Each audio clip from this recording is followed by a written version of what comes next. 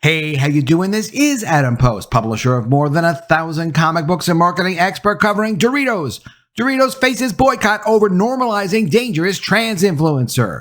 Let's get into the story. Before we do, please be sure you are subscribed to the channel. Click the bell for notifications. Give me a thumbs up. I really appreciate you guys. Coming from the Daily Caller, Doritos' terrifying new brand ambassador makes Dylan Mulvaney look like Sydney Sweeney. This is Dylan Mulvaney. This is Sydney Sweeney. Get an understanding there of how far off the mark this new trans influencer is.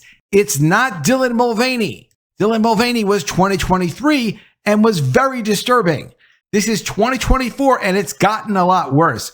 If it doesn't stop here, what are we going to be dealing with in 2025, 2027, 2030? It's getting worse. From thedailymail.com.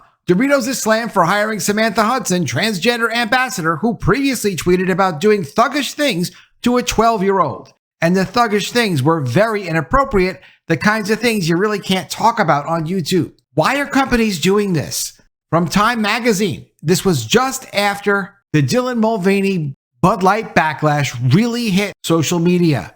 From Bud Light to Nike, brands are facing conservative backlash for featuring trans people. Why they're sticking to their decisions. This is before the backlash was so severe that even these big companies did start to dial it back. But as you can see from Doritos alone, they're not done with trying to push this agenda. Companies know they don't necessarily make a lot of money and get a lot of support from existing customers or even from new customers for pushing this agenda, so why are they doing it?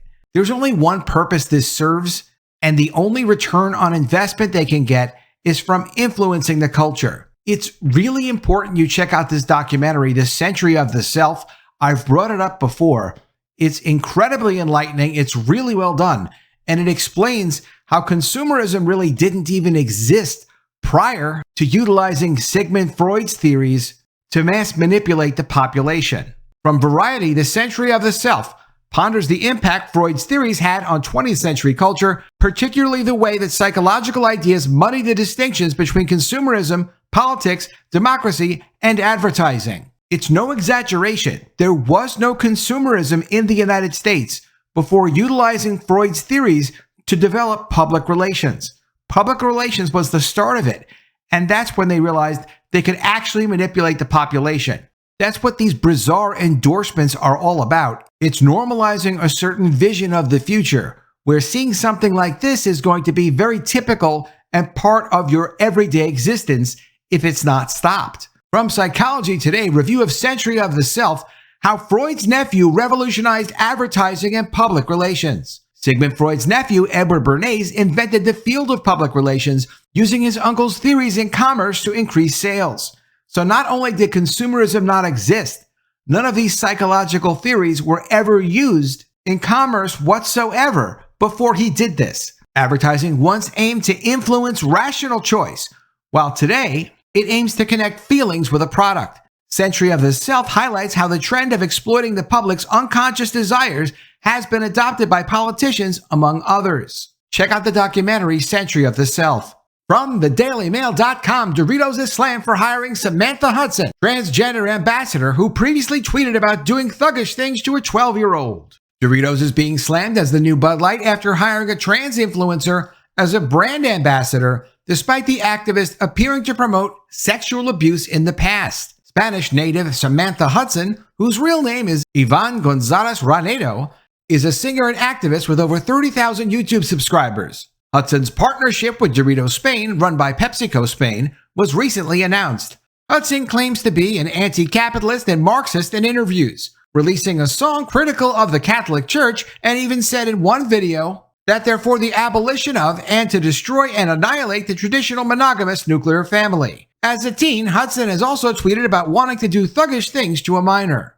Really inappropriate things. Doritos is about to get the Bud Light treatment, wrote one user on Twitter. Another wrote, just make flavored tortilla chips. You don't need to have a stance on anything other than that. It's not tricky. But why are other brands like Doritos being so self-destructive? Have they learned nothing from the Budweiser snafu? Let me guess, their advertising division is headed by a DEI hire? The reason this is going on is not because they don't understand that customers don't approve of this. Even customers that look like and live lifestyles similar to this new trans influencer. They don't necessarily need this to want to buy Doritos. It doesn't make them feel happier or make them want to support the product. It's about using techniques that have been being used since the early 20th century to manipulate the public, to have this kind of thing be normal and be average and be the standard of behavior that we're all supposed to expect. And they keep pushing it and making it worse. From Bud Light to Nike, brands are facing conservative backlash for featuring trans people.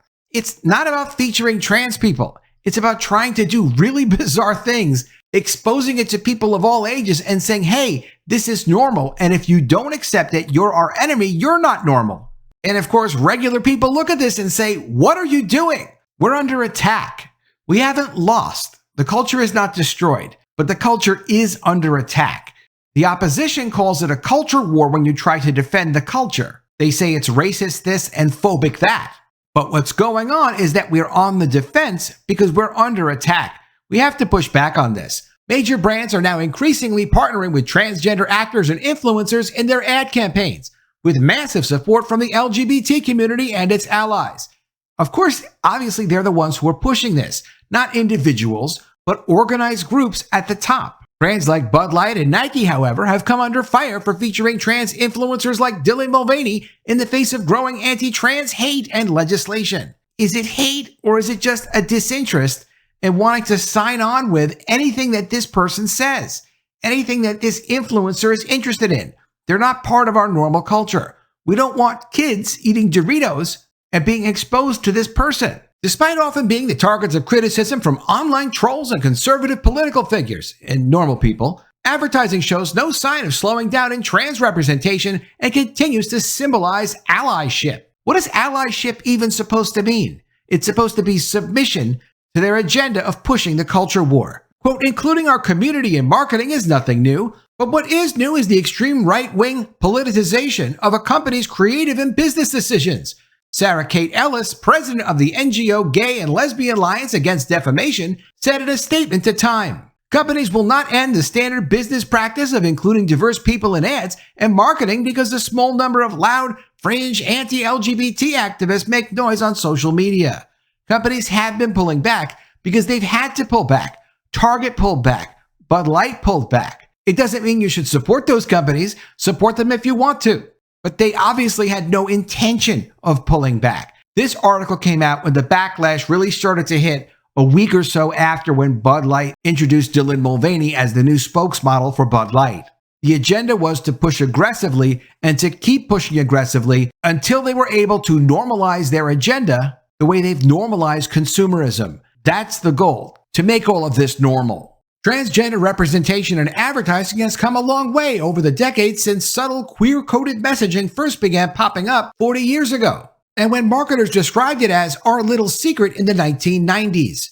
Estimates show that the global LGBT community has at least $3.7 trillion in purchasing power, and data indicates that compared to generic ads, queer-inclusive ads can help consumers remember brands better, inspire higher-priced purchases, and foster a more progressive company image. Really? You think that Dylan Mulvaney sold a lot of extra Bud Light, created higher-priced purchases, and fostered a company image that was progressive? I don't think that really worked out so well. That's what they're pushing, but it's not what people are buying. Quote, brands know that LGBT inclusion is good for business. It reaches our community and also reaches the growing number of consumers who want to see their LGBT friends and family members in ads and campaigns, Ellis said. I don't think that's really working for them. Increasing representation and hate.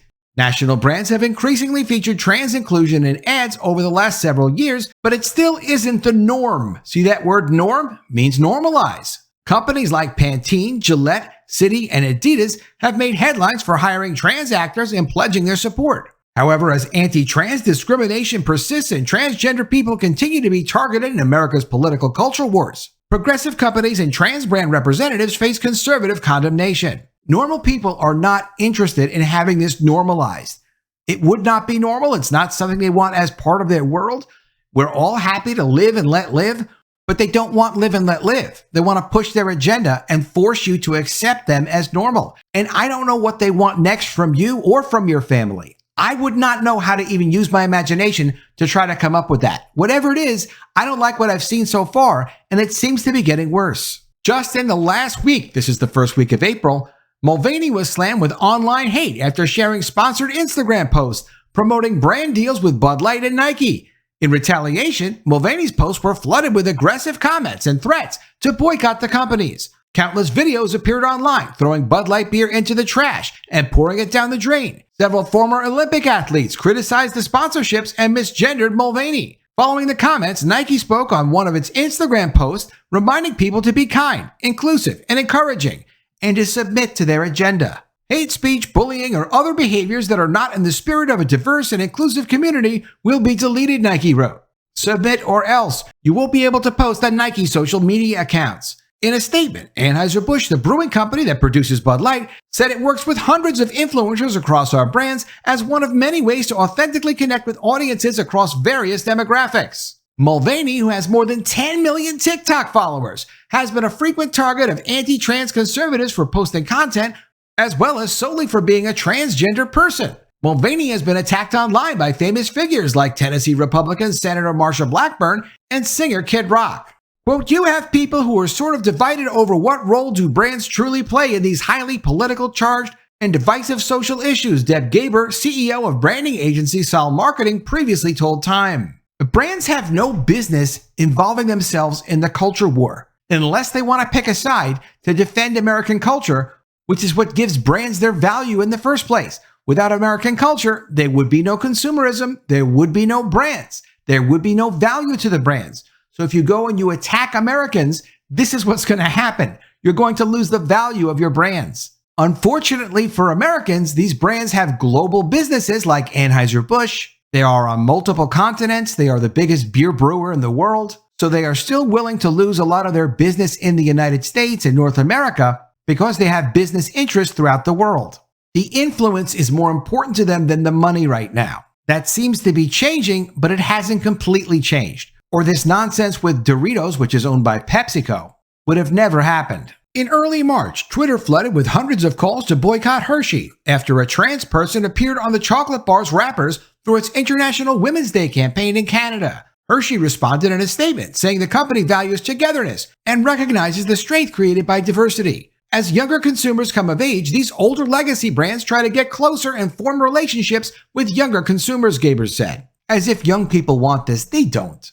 A 2022 study produced by GLAAD, who actually is the organization promoting all of this, found that 53% of Americans expect business leaders to be at the forefront of conversations and policy debates on LGBT rights, and that when a brand demonstrates a commitment to advocating for those rights, people are twice as likely to buy from it. Didn't happen for Bud Light, didn't happen for Nike, not going to happen for Doritos. It's a completely bogus study. For the queer community, inclusion in advertising is also about economic equality and finally playing a bigger role in the system that has consistently limited minorities' financial growth. What? I don't even know what that means, I'm going to be honest with you. GLAAD's 2022 polling showed that 75% of respondents were comfortable seeing LGBT people in ads. For many, it was more than just feeling comfortable, but a sense of support and a reflection that companies recognize LGBT people and value all kinds of diversity. None of this belongs in advertising. No one needs to see this to make a decision to buy a product. It's about pushing an agenda. Queer rights activists have long understood that transgender and non-binary people, along with people of color, consistently suffer the most discrimination within the queer community. Brands are part of the effort to promote cultural acceptance of queer identity. There you have it. Normalizing, promoting queer acceptance. Just sell me the product. We're not trying to buy or accept whatever you're trying to do with your identity. That's your own business. You can do that as much as you want.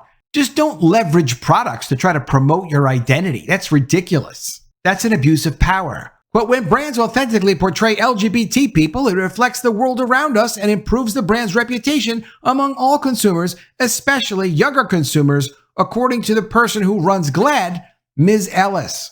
I think consumers have just about had it with them trying to normalize and push agendas embedded into relationships that companies have with their brand identities. Brand identity is not sexual identity. Brand loyalty is not going to transition into me wanting to transition myself into another gender. It doesn't work that way. They need to really cut it out.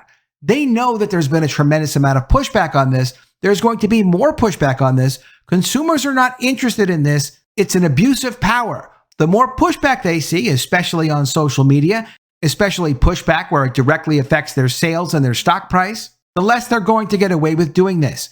They're well aware this has cost them a lot of money. They know it's a risk to do this now. They know that their fake surveys are not really how consumers feel. And it will be interesting to see as they continue to try these things and it blows up in their face, how they all continue to pull back even more. Let me know what you think of all this in the comments below. Always love to see your ideas. Please be sure you are subscribed to the channel. Click the bell for notifications, give me a thumbs up, and I'll see you again soon with another video. And if I don't see you, I will miss you.